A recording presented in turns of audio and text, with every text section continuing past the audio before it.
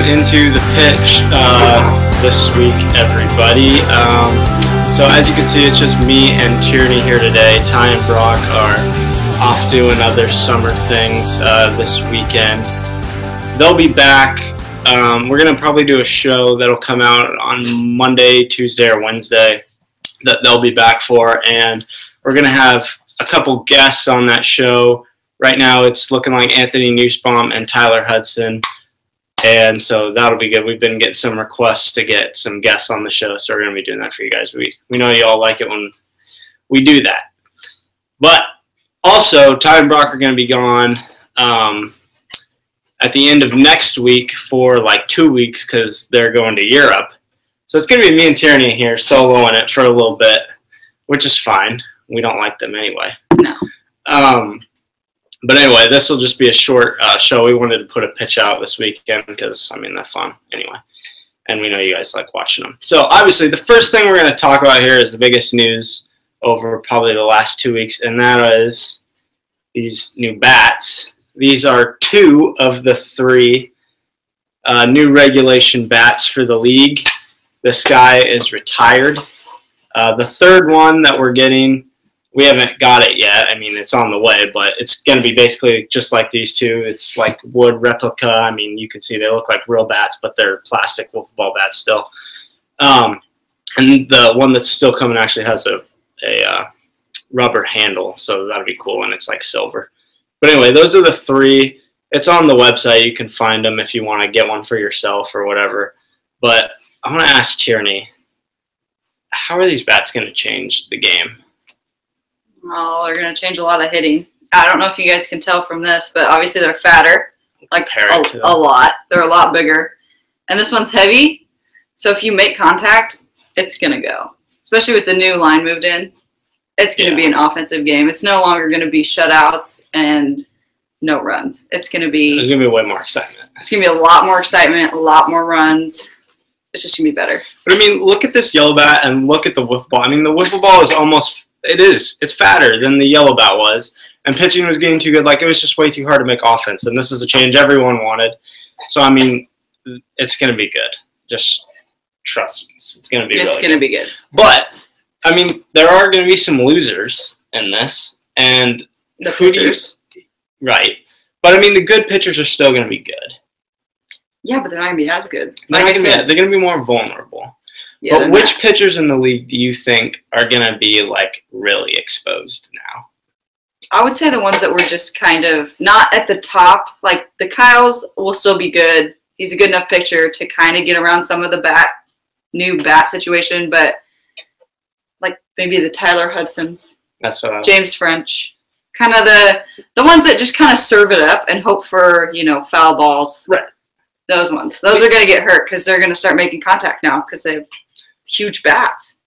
See, I'm thinking the good pitchers still going to be good, going to get hit a little more. Bad pitchers still going to be bad, going to get shelled even more. Yeah. I think it's the ones in between that have been living off the whole thing of like, well, if I just put it in the zone, I got to make the batter make the play 50% of the time or more, and he's going to foul it off. I'll get an out, blah, blah.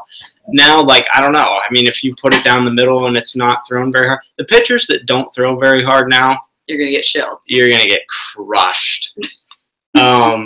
Yeah. And the ones, fastball, the ones that if you're not hitting the zone too, when they start going to the lob, that's going to get ugly too. That's no longer going to be an option. Well, I mean, there's just going to be, I mean, think about some of these, like if you get, runners on base, I mean, and you're like forced into throwing strikes now, it's more like real base. I mean, yeah. So it's just going to be a better offensive game. Right. Now, which batters in the league do you think are really going to, now that we're like already good, are really going to be dangerous with this? I think the ones that were making contact with that other bat, but not necessarily getting it in play. The ones, even if they were just fouling off or popping it up or even hitting it but not past the single line, they're going to really benefit from this because they were making contact. Like you said, the comparison of the ball to the bat was just such a big difference. And now, I mean, if you look at put it up to that one, yeah, it's going to be way easier. They're going to start hitting them fair and farther, and they'll start getting on base instead of getting out. You've hit with these before, and I was out there hitting with them like yesterday, and I mean, if you get good contact on it, it's going to be a home run. There's going to be a lot more home runs. Mm-hmm. It's going to be sweet. But yeah, I mean, I think the batters that were, I don't necessarily think it's going to be that much different for the batters. Like my dad, Kevin, who was a good contact hitter, but it wasn't like a big home run hitter. I don't think there's going to be that much change there. But I think the change is going to be in like the Michael Sullivans, Jordan Halversons, who like are either homer or striking out. I think you're going to get a lot more production out of them. More just base hits. Because all those fouls that because they would either foul it off or it'd be gone. And now like 50% of those foul offs are going to be gone now too. So yeah, it's going to make some. It's going to be fun. The other big thing that came out, and this was a little bit before this, was the complete schedule for JO14. And so everyone got to see the matchups. Of course, we already knew what the opening game was. That got announced a while ago. So me and Tierney were looking at it a little earlier, and we're going to pull it up on our phone here, and you guys can pull it up on your stuff too and check it out. But we're going to talk about some of the matchups and, some of the strengths of schedule for some of these teams we were, highlighting and looking at right now. I mean, rosters could still change a lot between now, some of them, like the Lynx, they'll change a lot, I think. Yeah. Because they still only have Steven. Right. So. And you were looking at someone's schedule. What's a team, based on their strength of schedule, that you think, like, wow, that's really tough? They're going to have a really tough time. Who was it? It was the Waves. They kind of got a tough draw. They play the Cobras and the Gambinos? No. Waves get the Cobras, Storm, and Lynx. Lynx, yeah.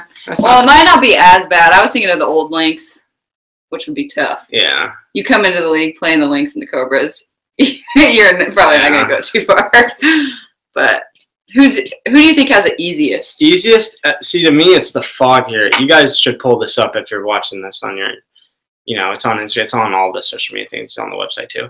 But the Mafia, the Fog, man, they get to play the Lynx, who even when they get their other player, we don't know who it's going to be when they fill out the roster. Yeah. I still don't think they're going to be great. It's not going to be as good as Jordan. And then they get the Wrecking Crew, a tough game but winnable. They should have beat them last season. Mm-hmm. And then the Storm, they're better than the Storm. They'll win because the Storm did, they do well. They did well, but that is national conference. So, yeah, I think the Fog could go 2-1. And I think they're actually a worse team than the Mafia, who same conference. And the Mafia have to play the Express, the Lynx, and the Rapids. I would say they're probably going to go 1-2. Yeah. But I think the Mafia are better. Yeah, it's just, they kind of tough draw. Yeah, it's goofy. Some of these are real goofy. And I'm looking, and we were talking about the Underdogs one. Now, the Underdogs... Mm-hmm. They could be a playoff team with Adam. And even if they had a good team, listen to the schedule. It's ridiculous. Rapids, Bambinos, Cobras. You're going 0 for 3. My goodness. Sorry, Granny. But even if you're a good team, like even if you're the Express, you got to be just thinking like, wow, that's my... Yeah. So... You're playing probably in the top 5 every game. Yeah, that's crazy. Top 5 teams. And this is why when we go to the longer season format in JL15 and beyond, it's going to be way better because you're going to get way more games than just 3. It'll just, You get to prove yourself a little bit. If you get kind of a bad draw the first time. Right. But, with these new bats and the lines being, more offense, there's going to be some more parity in the league. There might be some more upsets. But I'll tell you one that's not going to be an upset, and I'm looking at here, is... The Bison play the Express. And these two teams played in till 12 when the Express, and the game was over in I think 2 innings. So now with the new bats, new bats and the new score rule, how many innings do you think this game's gonna last? One. Okay. Yeah, that's what's the new rule thing with the mercy rule and the 10 runs. It's like you can't score more than 10 runs in an inning now, which is we should have had that as a rule before. I don't know why we didn't. That was dumb of us, but we changed it. Because if you were the road team, you could score like 100 points in the game one day.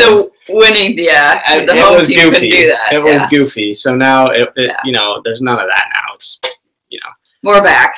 But we have brains. The team, another team I just noticed on here that has a pretty good schedule is the Rapids. Yeah, they do. Underdogs, that's a win. Mafia, they could. I mean, it'll be tough, but I would still think they should win. I think they should. And then Bison, I mean, they'll win. So, yeah, you guys. But they're. You look at that, and the Rapids are pretty much guarantees, not guarantees, but favorites to get in the finals anyway. Yeah. Into the playoffs. And that's what I wanted to talk about next. Was this is, you know, far out. We'll, you know, talk about all our predictions when it gets closer still, but. I mean, I would say the two favorites right now to make it out of their respective conferences would be the Rapids out of the National and the Express out of the I'm losing it. The American. Would you agree with that? I would agree.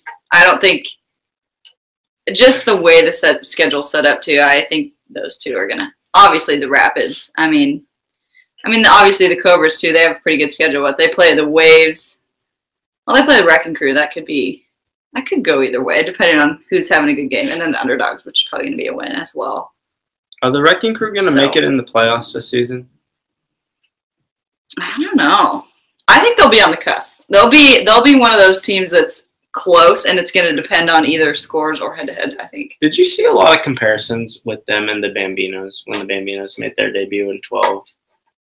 Yeah, I was actually surprised. I didn't know anybody on the Wrecking Crew either, which kind of made it just a guess. But they both came out strong. For first tournament appearances, they were both impressive to me. I guess what I'm getting at is the Bambinos went 1-2 in their franchise debut in 12 and missed the playoffs. The Wrecking Crew went 1-2 in their franchise debut and missed the playoffs. The Bambinos' second season, they won it all. They won it, yeah. The Wrecking Crew? I don't think they're going to win it. I don't think so either. But I think they might get in the playoffs. It's interesting.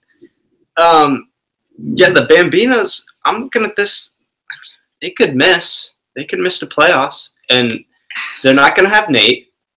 I mean, the Express won't have Brad, but they still have Kyle, and they got Sean. I mean, yeah, but you look at the Bambinos, they're still going to have Tyler, who's a bat and an arm. So, but he's not an elite arm.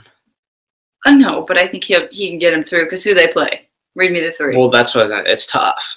Wrecking Crew. Okay. They'll beat the Underdogs. Yeah. And then the Express. Oh, yeah, they might not could go 1-2, and 1-2 is not getting you in. That's not cutting it. No. That opening game is going to be huge for both the Wrecking Crew and the Bambinos in terms. It's probably going to be there determining whether they get in or not. I think so. It's going to be that first game. I think the Fog is going to end up. I mean, I don't want to predict it because the Fog always, they let you down a lot. You never know. But, I mean, I'm just looking at it. I see them locked up with a spot and then the Express. So, I mean, I think it's going to be between the Bambinos and the Wrecking Crew for that, other spot. Yeah.